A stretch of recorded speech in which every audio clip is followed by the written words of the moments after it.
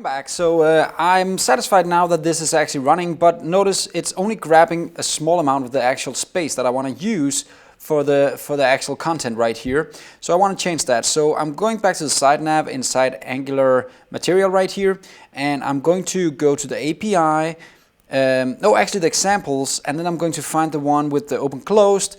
I'm going to open that one, and here you have some styling, and this is the styling I want to use right here. Let's just grab that styling and put it into our side nav CSS file. Now remember, I didn't call it example container right here. I actually called the class for side nav container.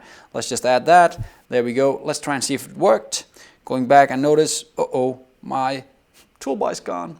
Well, that's actually because I need to not explain that I want to do 0 for top margin. I actually want to do 64 pixels because I know that's how large the default toolbar is. So adding 64 pixels, you'll see the toolbar is back, and now it'll actually fill out the entire application page right here, and you can see the side nav showing up perfectly.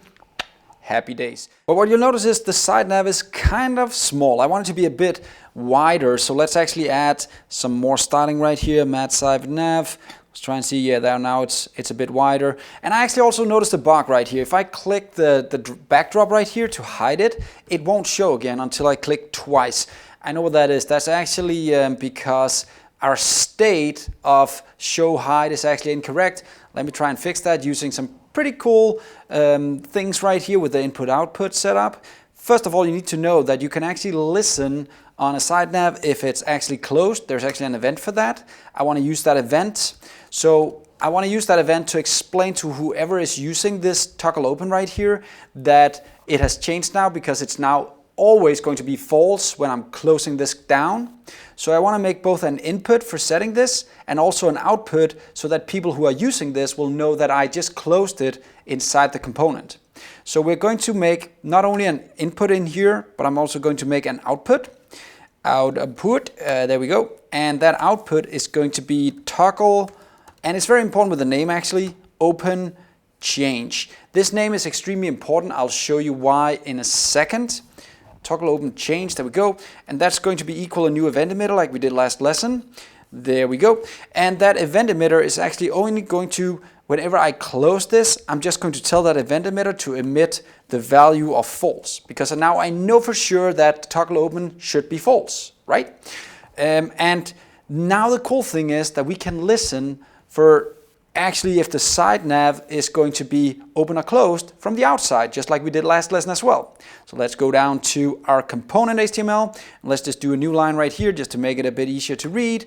We'll add a new one right here, which is toggle open change. Now if that happens, then this guy is going to be equal, and then you can do this. You can say add event to actually get the data that was sent. Let's just see if this works. The add event will be the false value that I passed from up here, and that could be anything. It's really up to you what you pass in. It could be a JSON object, anything you want, and then you can actually grab it by calling the event right here and get that data. And I just set that to the toggle state, and that should be enough. Let's see if it works. There we go. The toggle state is set, and notice now it actually clicks first time the backdrop is working.